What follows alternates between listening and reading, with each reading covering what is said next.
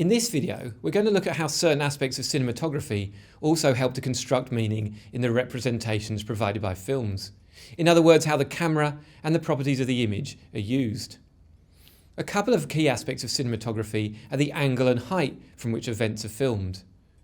There's a general tendency for people to look more powerful or threatening when shot from below, and likewise look less empowered and vulnerable when shot looking down from above.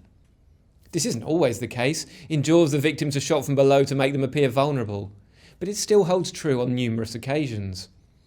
For example, this scene from Avengers Endgame is shown to be an empowering moment for Captain Marvel and the rest of the female characters from the MCU as they combine to face Thanos' army, helping out Spider-Man in a moment of vulnerability.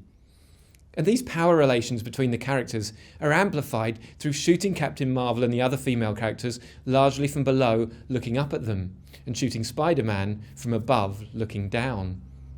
This is particularly so at first, as the shots follow the eye lines of Captain Marvel and Spider-Man. But this technique flows through to the shot of all the women striding out into battle. Now, whether this is a bit tokenistic given the supporting role of these characters in the rest of the film is another matter. What's important for now is the way that the film employs a particular convention of cinematography to make us feel a particular way about these characters. Camera distance also carries meaning.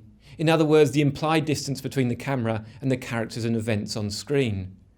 For example, in this scene from 13 Hours, The Secret Soldiers of Benghazi, the Libyan Islamist militia that the US soldiers are shooting at are largely only seen in long shots and extreme long shots, combined with the more regular use of medium long shots, medium shots and medium close-ups that characterise the US soldiers. This encourages us to identify with the US soldiers and dehumanises the men that the US soldiers are shooting at. Close-ups can dehumanise as well though. Returning to the scene featuring Harley Quinn in the previous video, the fact that we cut from her opening her trunk to a close-up of her legs establishes her as an object in this moment. Of course, the camera then also moves up her body, and we'll talk more about camera movement next week when we discuss techniques specific to moving images. Finally, I'm just going to say something about the way in which the images are manipulated in production and post-production. For example, digital colour grading, and before this lens filters, have been used in films to give a particular filter to the images that we see, and these have evolved into conventions that have become slightly problematic.